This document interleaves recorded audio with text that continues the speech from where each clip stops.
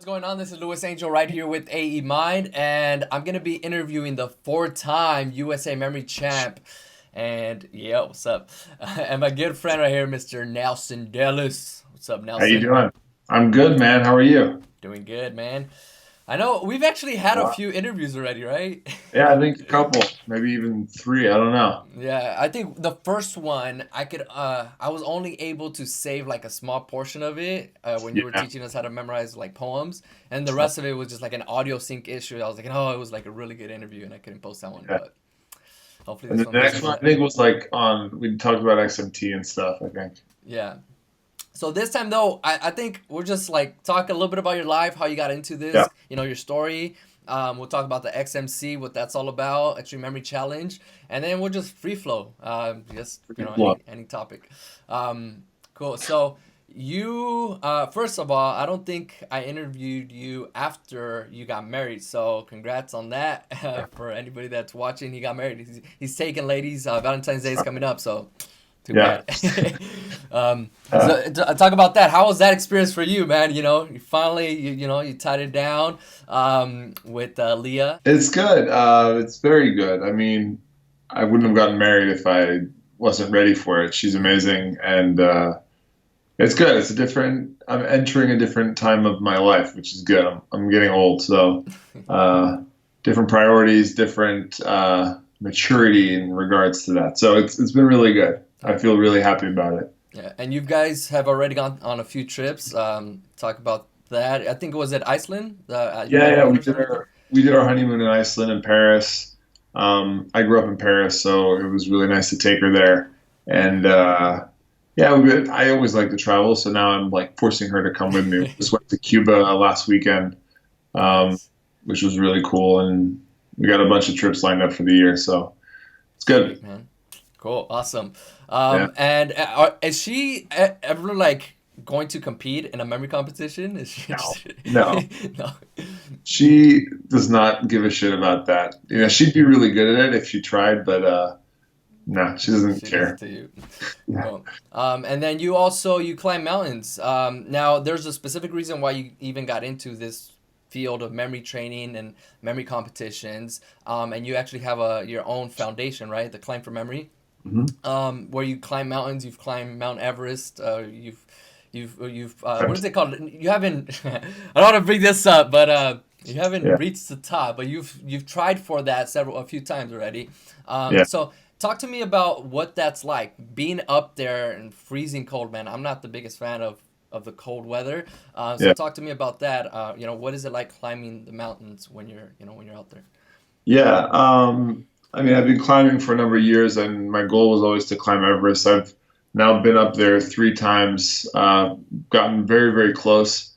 I've gotten above 8,000 meters each time. The summit's like 8850, Mhm. which is like 29,000 feet, and it's cold. I mean, but honestly, like that's the least of the worries at that point. It's just something you accept. I hate the cold too. I live in Miami, Yeah. so I have the thinnest blood of any mountaineer. I'm guessing, but the majority of climbing is mental, Mhm. and that's I think why I like it so much. Is we're these kind of guys that love to push the limits of our mind. So Right. that's what I'm trying to do when I'm up there, trying to survive. And how do you think that that's helped you out in this field of memory competitions? I mean, you're now a four-time USA memory champion, but do you think that that's like climbing mountains and pushing yourself in all kinds of different aspects of life? You do CrossFit as well. Do you think that that translate into your success in the memory sports world? Yeah, for sure. I mean, especially the mountain climbs, they make me like explore these parts of like my mind that I never knew existed that are so like painful and difficult to like deal with, but you have no choice but to deal with them. So you really endure a lot of shit. And coming back from that, even though I didn't summit, I still had to go through some pretty hard stuff. You kind of almost feel empowered, and you're like, I can do anything. I want to learn this system to memorize this. Boom, I can do that. Yeah. Even though if it's super challenging, it'll take some work, but it starts with having that feeling that you can do anything. Mhm. Um, and that's definitely what's come with me off of those mountains. Yeah, knowing that you can push yourself through that pain. There's a lot of pain climbing that. I've never done it, but I mean, just seeing some of the videos that you posted, I'm like, Yeah. dude, I don't know how I can do it. So that's cool. And then you translate that back into, memory sports and the real world. Yeah, for And real. it's Yeah. like I've seen, like, there's, Navy SEALs, they go through so much just to be able to get to that elite level Yeah. in the military. And then they come back and they're, successful in business and in other area of lives. And it's mainly because of everything that they went through to get to that point, so they can Oh, apply it to that. So yeah. now, I mean, you got into this because of your grandma, right? Right. Into the sports of memory, into the world of memory sports. So, what was it specifically about her journey? I know it, but for the viewers and listeners, they don't necessarily might know, your story, your background. So, what was it about seeing her going through what she went through that gave you the motivation to get into the sport? Yeah, because so my grandmother passed away from Alzheimer's. This was like 2009, but she had been dealing with it or we had all been dealing with it along with her for the 5 years or so before that. So for me, I had no idea memory techniques existed. All I knew was that my grandmother was losing her memory, and it was extremely sad and heartbreaking to watch for me and my grandfather and my dad's, because it was her son. And there were just these moments that I couldn't forget where you deal with an instance of dementia, and it would just hit you like, holy shit, my grandma is no longer, she's not the same person, right? It's just an empty vessel, and it's not her anymore. And that's sad that there's a disease that can rob you of that. So it just like left an impression on me, and I was like, I need to figure out a way to keep my mind fit, and that's what led me to memory sports. And when I first started like training, that was like repeating in my head, I don't want that to happen to me, I don't want that to happen to me. And then that's what got me going. Yeah. And I mean, have you? I'm pretty sure you have, especially when you guys were going through that together as a family. Have you studied like what exactly happens in the brain when somebody's going through dementia and Alzheimer's? Like, what's happening to make them be so forgetful and with everything? Yeah, and I'm not a doctor. I don't really know the details. Mm. I deal more with like what kind of things happen. I mean, what are the typical types of things that happen to people who suffer from dementia or Alzheimer's? How do caretakers take care of people with those problems and stuff? And um, I try to focus more on how to keep your brain sharp and fit and healthy throughout its lifetime, not just when it's starting to decline. Yeah. So, what are some of your tips that you would give to the people that maybe they don't know anything about this sport? They've never competed in a memory competition. They've never seen Yeah. this. They've never seen you compete. So, what are some tips that you can give to them to help them out to? I don't want to say prevents dementia or Alzheimer's because there's so many factors that go into that, as you know. Yeah. But more of just like to empower themselves so they can be more confident with their everyday lives to be able to improve their memories, even just a little bit. Yeah. I mean, the best place to start is just to say to the person watching that you have this incredible like computer machine in your head right here, right? And I was having this conversation with someone today, and they're like, you have your phone. Why would you care to use your brain? Like, what are some reasons? And of course, I said, there's some instances where you don't have your phone and you're put on the spot, like in an interview. Of course, you want to have a good memory, but more than that, it's just like we're human, right? Like we have hands, we have feet, we have, like all these amazing parts of our body. And the thing that's probably the most incredible is this computer in our head. Yeah. And it's a shame that we kind of take it for granted and we don't use it, because there's a lot that can be trained and programmed into that thing that we maybe don't do anymore or we don't even know about. And memory is definitely one of those things that like you can unleash. And at least I have a mastery of that. So I want to show people that other people can have a mastery of that as well.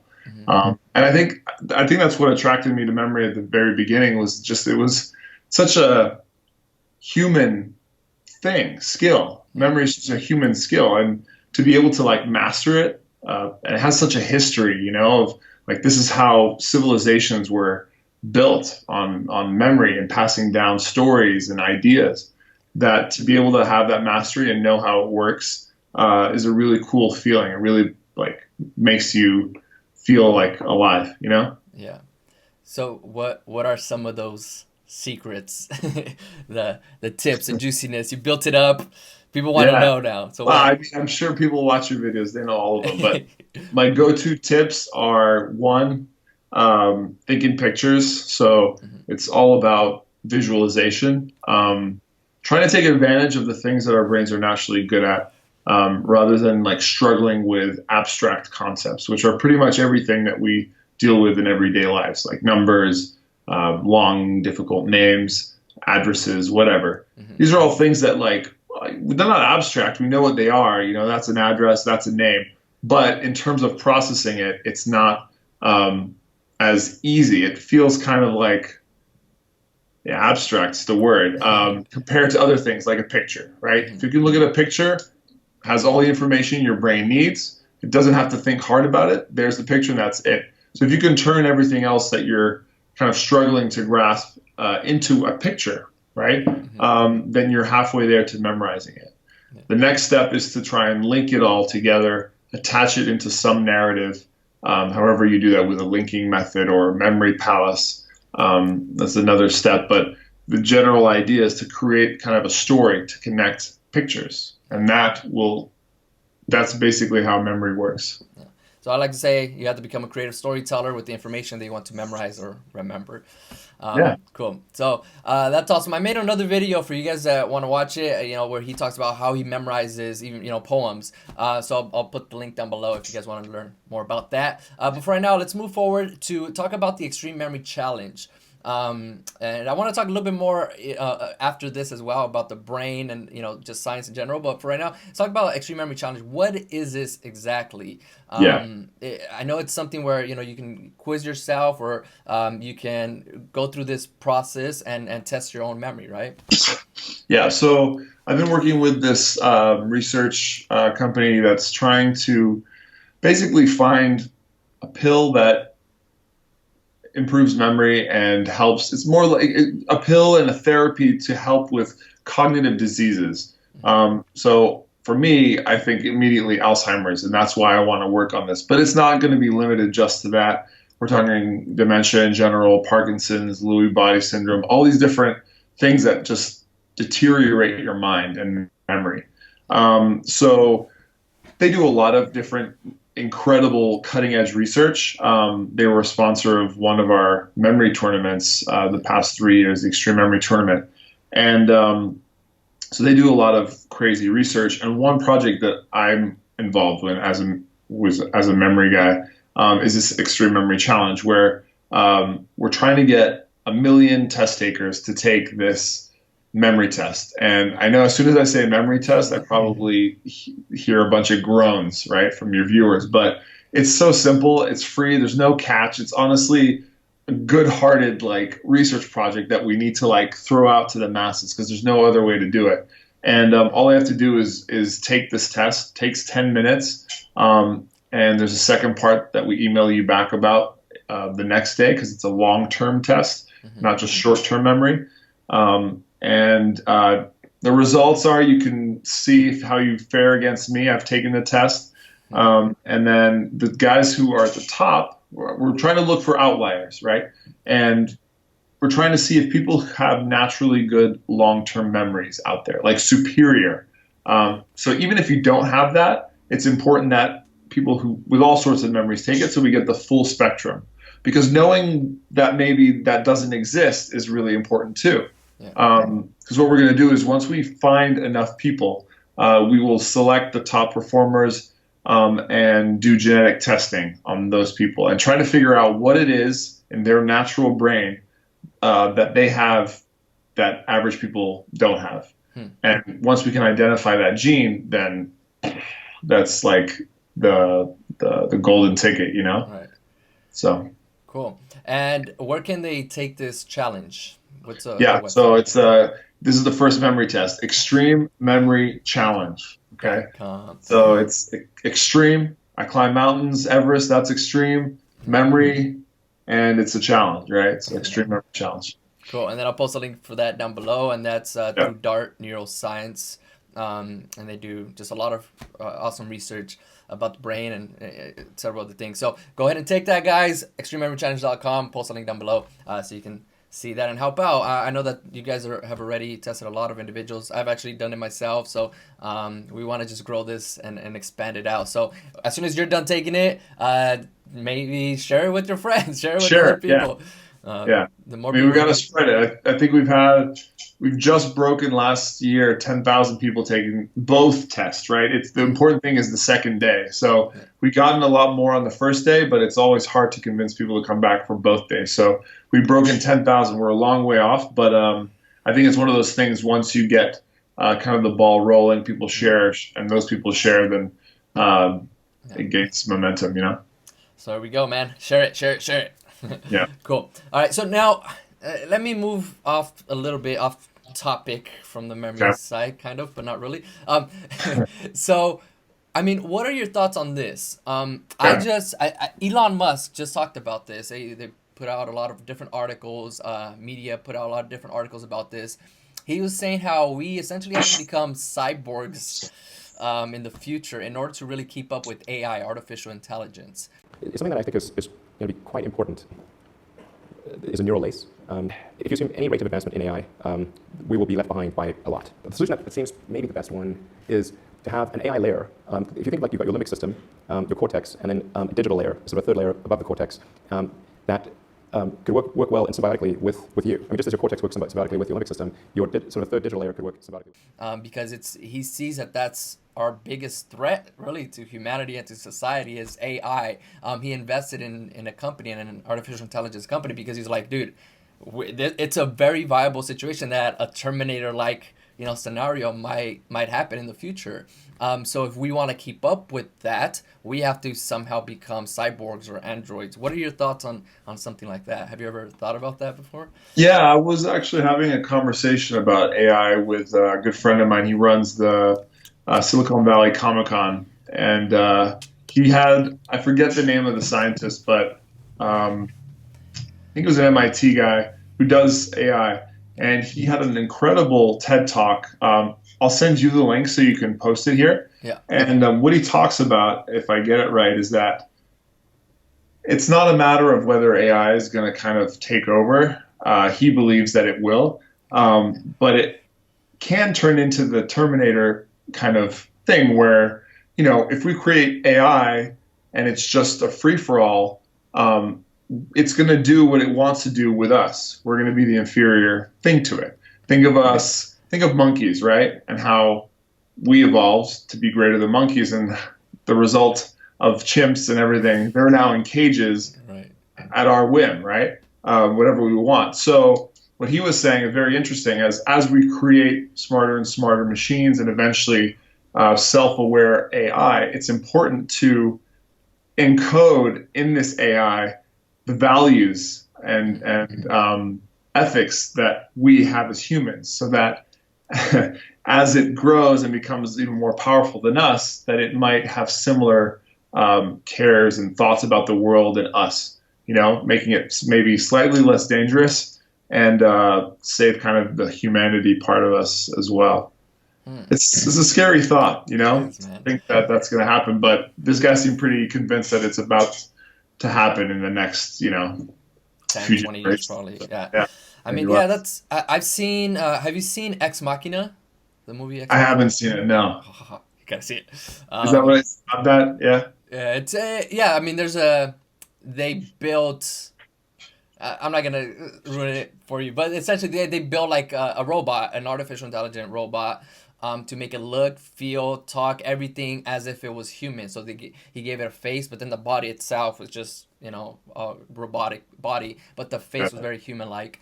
Um, and then there's a test that they had somebody do, another gentleman. It's called the Turing test. I don't know if you heard of that. yeah, yeah, sure. Yeah. So it's like, can a human interact with the robot and Tell the difference. get to a point where it doesn't know the kind of the difference, right? Or yeah, I think that's how it goes. Yeah. So I mean, I Do I think we're gonna get there? Yeah, I agree with Elon Musk and this gentleman from the TED Talk. But the question is, at this point, would I want to then combine myself with, Android, literally Android within me, or put a Right. computer chip in my brain so I can keep up with artificial intelligence? So I'll pass on the question to you. Like once AI gets to that level where it's inevitable that we're gonna have to interact with these. I'm Yeah. not gonna say beings, but with these machines that can think on their own, and say we implant the moral behaviors to them. Would you yourself, in order to keep up with that, would you implant the chips and would you become like a cyborgish person in order to interact with those? Yeah, I mean, I would be willing to say that I'm a purist, right? Yeah. So I think of like when I work out, right? There's people who take supplements and add all this shit to their body just to get stronger. And I know I could get stronger to catch up with the other strong dudes in my gym or in my class, CrossFit class, but I'd rather be like natural, right? Yeah. Even though I can never be as strong as them unless I change that way. So I feel like same thing. If there's people around there putting chips in their head, learning, multiple languages and kung fu and whatever just by a single upload, a la Matrix. Yeah. As tempting as that might be, I think I want to resist that as long as possible because Hmm. I like to learn things myself, Yeah. not by some hack, you know. Yeah. But I don't know. That's tempting. It's gonna be a scary, scary future, man. But for right now, we still need to learn the old-fashioned way, people. So go and learn how to memorize the way Nelson and I do. Exactly. And go take Yeah. that test, XMC, extramemorychallenge.com. Plug. Yeah. All right. So now, you are outside of the memory world. You also teach students, right? You're like a teacher, Oh right? yeah. Or you're a Yeah. professor. Talk to me about that. Like, what exactly do you help students with? Yeah. So right now I'm teaching two classes twice a week. So it's kind of a part-time thing, but I teach programming, which is what I got my master's in, computer science, and I teach basically the 101 class of Java programming, and then the second level, which is great. It forces me to keep my mind in that stuff. Obviously, after I graduated, I got a job in that field, but then quickly shifted over to memory techniques where I don't use it at all. So keeping my foot in the door there, it's really good. I mean, it keeps my mind knowing how to do that, which I think is an immense skill to have. So Yeah. yeah, I love it, and I love teaching people like difficult concepts. I love trying to explain it in ways that one person may get it really technically, and another person needs like an analogy that has nothing to do with computer science for me to explain it, and then they understand it. I love how there's to go different ways to teach some different people things. And do you use the memory techniques to actually teach them how to learn, or is that not really applicable to this? No, it would be applicable, but kind of the stuff I teach, um, it's hard because it's more like I show them something and then I give them a project to do, like a program to write. So it wouldn't really be an immediate use for memory techniques. I mean, that I could guide them. It's not like I'm teaching them facts that they have to learn in order. Right. So I've actually never, I don't even mention that I'm a memory guy. I mean, some of them Really? eventually find out, and they're like, "Oh my God, are you a celebrity?" And I'm like, "No, not at all." But it's kind of funny. I never mention it. That's funny, man. So you don't start off your classes by saying, "Hey guys, I'm a 4-time USA memory champ." No, man, I don't know. I hate that stuff. I feel Mr. embarrassed. Humble. Part of me would love to like stand in front of the class and be like, "Everybody stand up, say their name, and Yeah. memorize everybody. Give me a number, whatever." But I don't know. I chicken out. Yeah. All right. So and then there was a post that Lance, our good friend Lance, Team USA teammate, he's a world record holder in the memory sports world. He posted about like the universe. I know that. I mean, I went to go visit Brad, and he told me that you like were explaining some things about our overall universe and our existence here. And he was kind of explaining it to me. I was like, cool. I want to hear it though from you. Oh, yeah.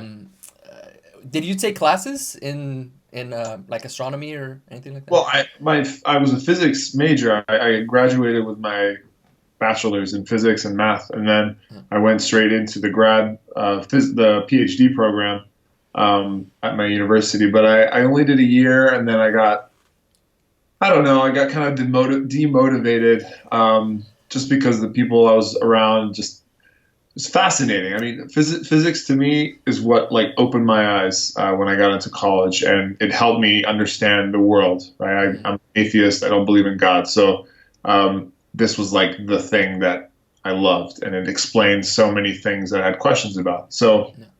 um, but then I switched to computer science, finished my master's in that because I felt like computer science is something I can get a job in right now.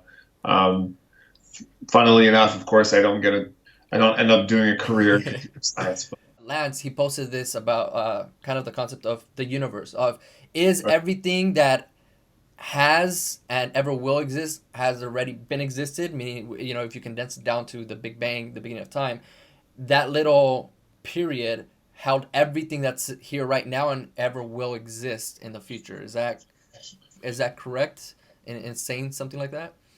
Or is Yeah, that I yeah. mean, the idea that the universe was just a singular point, and that it exploded into what is now the universe, and that it's still expanding. Yeah, I think the conversation that was happening there was Lance was asking, is there an edge to Yeah. the universe? And where is it? How do we know it exists? And I jumped in because I was like, it's not. He was thinking about it wrong, um, and it's not his fault because it's hard to really think about it. Yeah. But that you have to think that we are, and this sounds weird, that we're standing on the surface of a four-dimensional ball Mm-hmm. or surface. Um, no, we're on the surface of a four-dimensional, sphere. Sphere. So, in the same way that if an ant was standing on the surface of a three-dimensional ball, right? Yeah. It has no idea it's on a ball, right? To him, who can't leave the surface, it's just a plane, Plane. right? That goes off in all directions. Mm-hmm. And Kind of it's like us right now on Earth, right? Like we know it's a sphere, but where we're at right now, it just looks flat for the most part. right, yeah. Yeah. I mean, yeah. Imagine that you couldn't actually go up off we were maybe a little dumber than as like ants, but yeah. So the universe is four-dimensional. I mean, of course, there's other theories that say there's even more dimensions, but if we talk about three dimensions and the fourth being temporal, it's a four-dimensional space Yeah. that we can experience, but our minds can't grasp all of that. So you have to imagine that what expanded from the Big Bang is a four-dimensional expansion, Mm-hmm. and that we're living in it, but only able to experience it as if we're on the surface of a three-dimensional sphere. That's kind of the idea. Yeah. Now, I was with Johnny in Denver. Johnny Briones, good friend of ours, and we were having that discussion as well. But for me, what always got me was, what is it? I know that the concept of the edge. So there is kind of no edge because if you're looking at it as a four-dimensional sphere or whatnot. But if there's no edge though, and we know that it is expanding or everything around us, it's pushing away from us, right? Yeah. From what I've read. But what is that growing into? Is that still considered the universe, or is that just emptiness that we're like growing into? Yeah, I mean, in my head, from what I understand, is that there's no point in thinking of what's outside of it because the universe is it. Period. Yeah, Hmm. that's how I understand it. I mean, it wouldn't make much sense to say that the universe is growing inside something because then when we say universe, it means basically the whole Everything. everything, right? So if that's not everything, then that's not the universe. So The then, universe it's outside of it, you know? So then so universe is the emptiness and the matter itself, right? Like what we can actually see, or the photons that we can see that have been being sent back to us billions of years ago from the beginning of time. Those photons that we're barely receiving now, that's matter or particles. But then it's also what we're expanding into. That's also a part of the universe. So all of that is the universe itself, is what you're saying. No, what I'm saying is we're not expanding into anything. It just is expanding. Got it? I mean, look, I don't have the answers. I'm not God, like a perfect physicist, but from what I always understood is that, and then it's the same concept as, believing in God or not. It's like you can't explain it, right? At some level, because it's beyond our comprehension. At least for the moment. Maybe we'll figure it out at some point, but maybe there are just some things that we can't ever explain. I don't know. All right.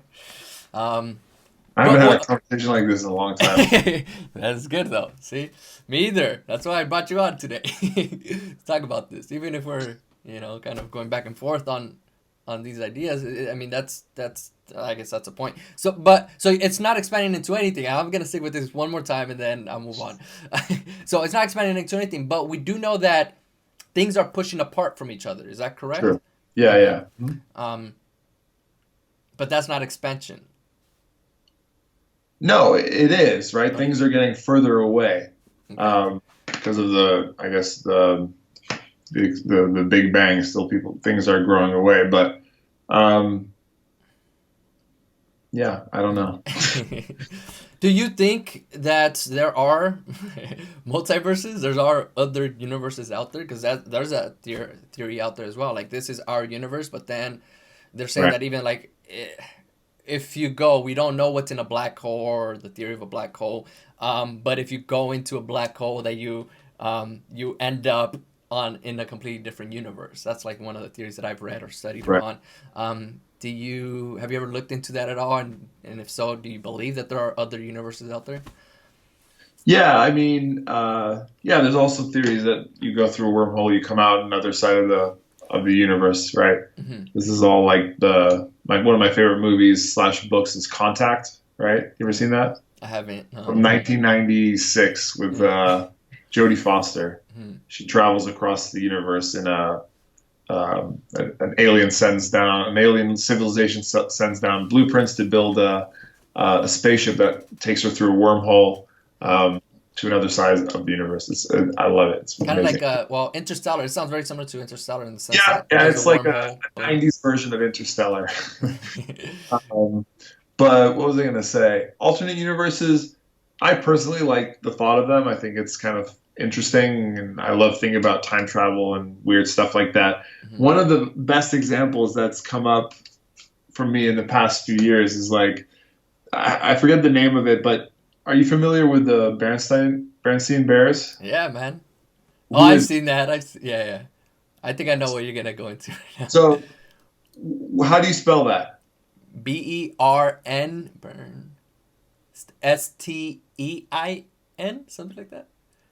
Right. So, me, along with everybody I've ever friggin' asked, and everybody who remembers the Berenstain Bears, remembers it as the Berenstain Bears. STEIN, right? Yeah, STEIN. Like the typical maybe Jewish version of that name you'd ever read, right? Mm-hmm. These bears, the family. I had all their books, right? Yeah. But then, if you look it up, go and look up Berenstain Bears. It's Berenstain Bears with AI. AI. And that, to me, that thought is so like wrong. Like, I can't believe it. And for everybody out there, they can't believe it either. And why is that? I mean, there's some people explaining that it's just like a collective mismemorization of that information for whatever reason. But other people argue that it's just an alternate universe. Something has been changed. Maybe someone time traveled, changed something, and this is all what happens. All of us freak out because something's changed. Yeah.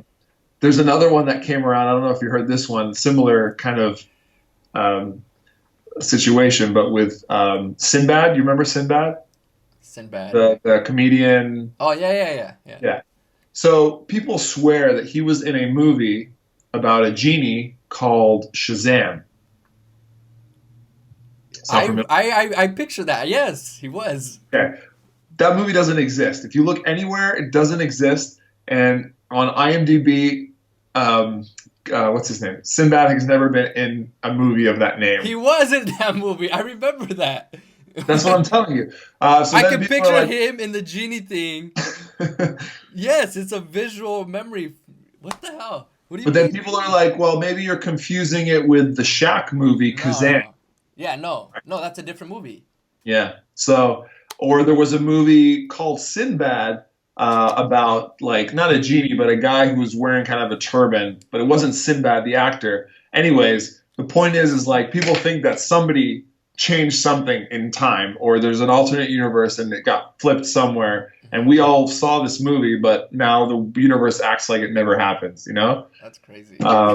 Anyways, those two instances just blow my mind. There's some articles if you Google it about Yeah. that phenomenon. It's funny. I had seen the first one, the Bernstein Bears. My sister, she sends me these. She's 17, so she's in that age where she's getting into conspiracy theories and all these different things, and that's one of them. She sends me articles. I'm like, no, don't listen to any of that. But then I'm like, I'm telling her just to calm her down. But then I'm researching it. I'm like, wait, what the heck? What's all the? No, I do remember this way. It was STIN or EIN.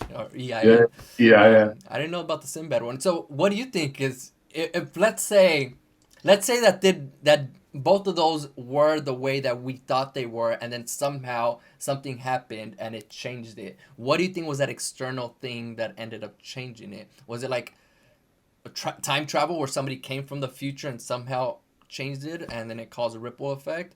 Or what are your thoughts on that? Yeah, I mean I like that one. That's always what I've been hoping would happen. But I saw one of my good climbing friends posted after Trump became president. He goes, his Facebook post was, "Well, I guess that proves that time travel doesn't exist." Oh, Someone would have fucking came and stopped that from happening, yeah. but they didn't. Although, who knows? Maybe it'll turn out to be the best mistake we've ever had, and we learn a lot from this horrible mistake. Yeah, I don't know. I don't know. I don't know. I think deep down within me, I'm thinking like, yeah, Not this that is, it, yeah. it's just fantasy. You know what I mean? So many people just fantasize this. Yeah. All right. I like to think that because as you said, one of the dimensions is time. In Interstellar, Right. they kind of dissected this a little bit.